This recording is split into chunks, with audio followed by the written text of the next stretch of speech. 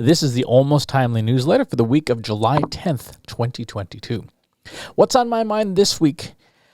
Let's have some real talk about Google Analytics 4. A quick follow-up before we do, though. From last week's newsletter, Mai wrote back in with a suggestion for marketers who want to donate time to causes. There's this website that they linked up called Catch-A-Fire. It looks very interesting. You look for nonprofits who need specific skills, analytics, marketing, data science and stuff. And then you apply on there for either like 1 hour phone consultations or actual projects. Now, I have not tried it personally yet, but I'm going to give it a try because it looks interesting. And there were a few projects where I was like, hey, I could do a 1 hour phone call with this nonprofit and give them some suggestions and things, listen to what kinds of things they need help with. So worth a try. Check it out. Now, on to this week's main item, some brutally honest talk about Google Analytics. First, so we're clear, Google Analytics 3, aka Universal Analytics, will stop working on July 1st, 2023. That's less than a year away now. If you have not already installed it and configured it, you will be missing data for year-over-year comparison, 10 days worth as of the day I send out this newsletter. So the crass commercial plug, my company, Trust Insights, helps with these migrations. Go to trustinsights.ai if you want some help with it. Now, here's the real talk. It might be better for you to abandon Google Analytics entirely. Boy, that sure is really awkward after pimping a service for migration, huh? I don't say this lightly. I've been an ardent fan of Google Analytics since 2005, when Google first acquired it when they bought Urchin, the company that made the original versions. We have things called UTM codes, Urchin tracking modules, from the legacy of that company.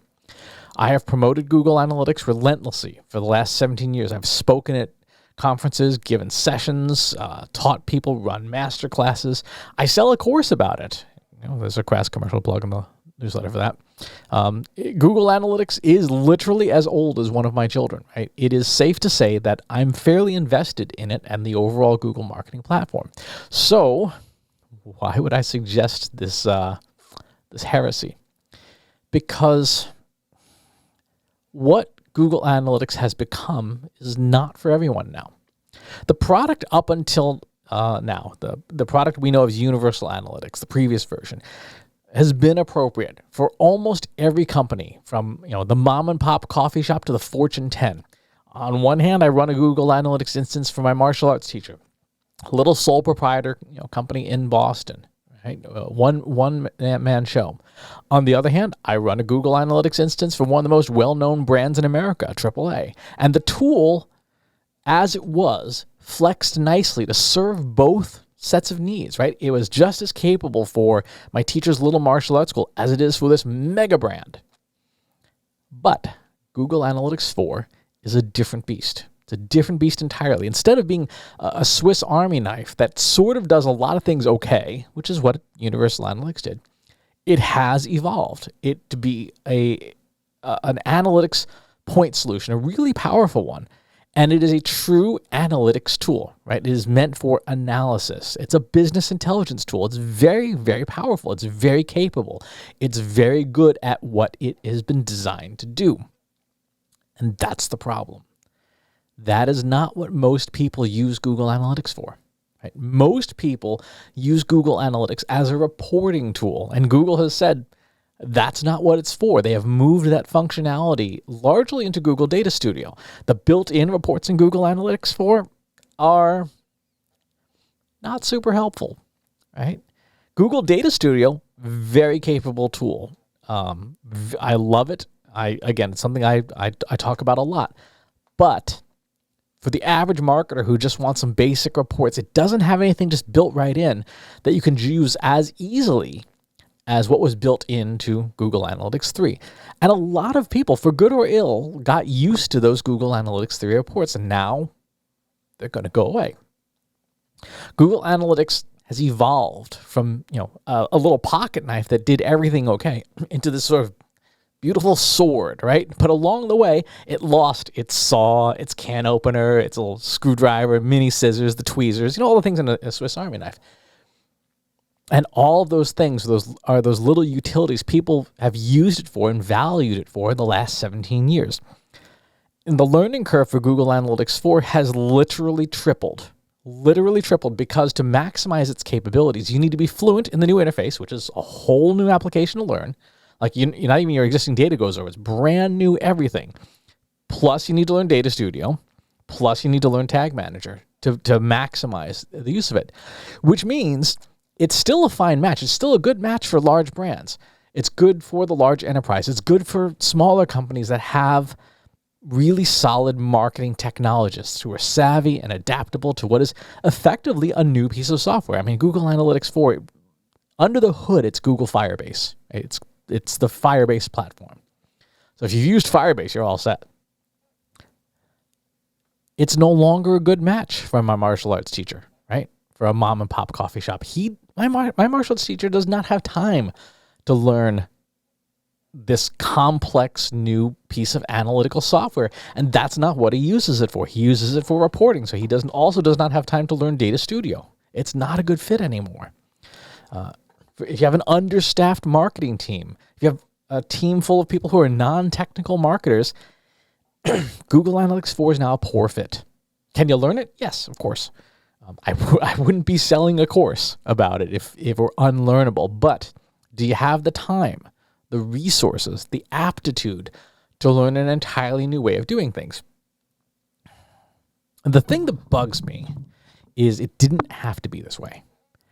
I really don't love the change management that Google has, or rather has not, done with Google Analytics 4.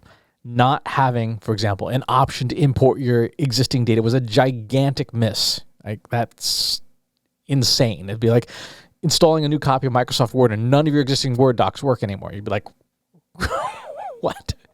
Not having an interface that at least preserved the features people were used to was an even bigger miss, right? Even the menus, like, it's not that hard to make the menus kind of match up to what used to be in the old product. I understand. I wholly agree with Google's choices to modernize the infrastructure, everything under the hood, totally change out the engine underneath. It was time, right? The mobile world has totally changed how marketing is done. It was time to redo the engine. But you didn't have to rip out the insides of the car, make the steering wheel a joystick and put it on the other side of the dashboard, right? In terms of making a change smooth and seamless, this isn't it, right? This is pretty much how not to do it. And I suspect it's going to cost Google Analytics a fair bit of market share, which is going to make the analytics landscape overall even more complicated. So what are your options? As a marketing person, a professional, an individual, you should learn Google Analytics 4, especially if you're going to be in the job market, because for good or ill, a lot of companies will simply adopt GA4, even if they set it up horribly, which people are doing. There's going to be quite a cottage industry for the next few years in fixing other people's horrendous implementations. Grass plug, that's what we do too. But give yourself some amnesty. If as you're learning it, it's really hard because, again, it's not an upgrade. It's a totally different product. It's like trading in your car at the dealership and they gave you an airplane, right?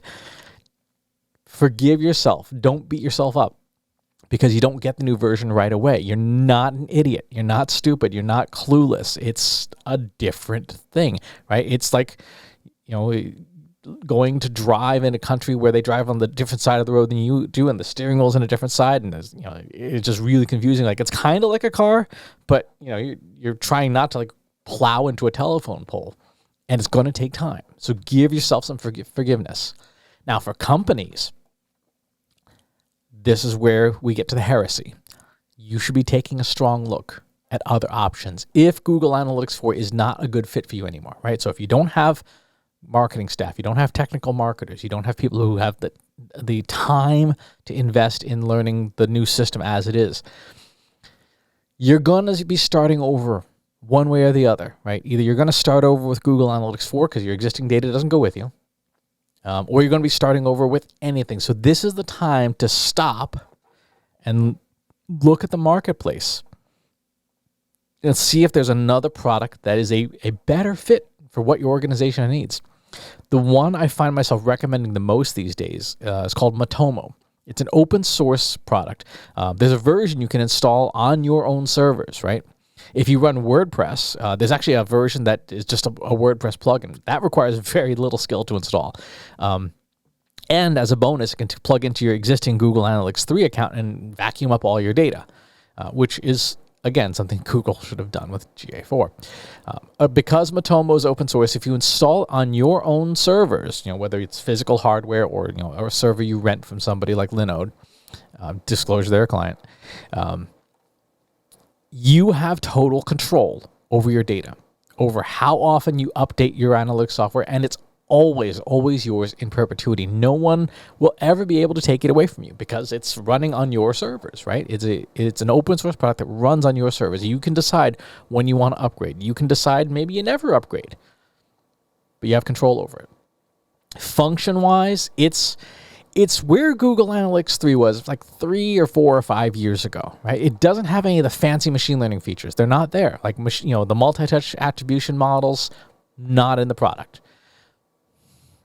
But if that's not something you use today, and you need something that's straightforward, something that behaves like the basics of today's Google Analytics, something that works in highly regulated industries where you need to have control over your data, something where you want to have access to 100% of your data because Google Analytics is sampled, and something that won't cost you an arm and a leg, Matomo's a really good choice. It's a really good choice. It's not seamless, and it can be a little clunky in spots, but it's under your control. So for companies, I would say, I'm personally running Matomo alongside Google Analytics 4 because for me as a very technical marketer, Matomo is not sufficient. It doesn't fit my needs as well as Google Analytics 4. Google Analytics 4 is a better fit for me because I'm a highly technical marketer. I have no trouble pulling up a BigQuery database and writing SQL queries and all kinds of crazy stuff. But like my martial arts teacher, or another small business or a resource-strapped team, if they came to me today and said what they should use, I'd 100% say Matomo should be your system of record and GA4 should be your backup as opposed to the other way around. So, real talk about GA4. It is a big leap. It is going to cause a lot of pain. It is not for everyone. And since we all have to start over anyway, it's a good time to take a step back and look at other options and maybe, just maybe, leave the Google Analytics ship, or at the very least, make it the backup tool. Again, GA4 is free, so there's no harm in running it on your website, but it might not be the system of record anymore. Anyway, if you want to talk about this, hop on over to the free Slack group I help run, Analytics for Marketers. If you go to there's a link in the newsletter, trustinsights.ai/analytics for marketers. Just pop on by and say hi. Bring your own beverage. All right, so what else is in the newsletter this week after that heresy? In case you missed it, this week did a fun episode of the podcast with John, because Katie was out with COVID, on content marketing trends and which ones to pay attention to. Had a political post on what subscription plan you're on, some GA4 questions, and the content marketing AMA. In the ads, of course, the GA4 course, not going to stop vlogging that. Jobs this week. We have a technical writer at Smalley. We have data scientist at Shaw Industries, marketing data analyst at Grand America, which I think is a hotel chain, analyst for web analytics at AAA, growth marketer at Pipe Candy, and data analyst in marketing at Eleanor Health. So some good positions there to check out. The job market's still very, very competitive. So if you're thinking about making a move, this is still a good time to do it. Be looking around. In the news this week, we've got some stuff on why you should hire a full-time TikTok manager, career paths for social media managers. We've got content marketing for startups, how to tell if you need a content marketing reboot, SEO tactics with good ROI for enterprises, AI and drones, working with a data scientist in e-commerce, and Wimbledon's AI-powered fan engagement. Upcoming events. Less than a month's time, I'll be driving to Cleveland for MACON, the Marketing AI Conference. Use discount code PEN150 for $150 off any conference ticket. And if you're going to be there, come by and say hi. You'll know which session room is mine because I'll have all the fans with like the HEPA filters going. Content Marketing World will be coming up in September in Cleveland. Marketing Profs B2B Forum here in October in Boston. And HeapCon in November in Belgrade, Serbia. So looking forward to that. That's the news for this week. Thank you for tuning in, for watching or listening, and I'll talk to you soon. Stay safe. If you like this video, go ahead and hit that subscribe button.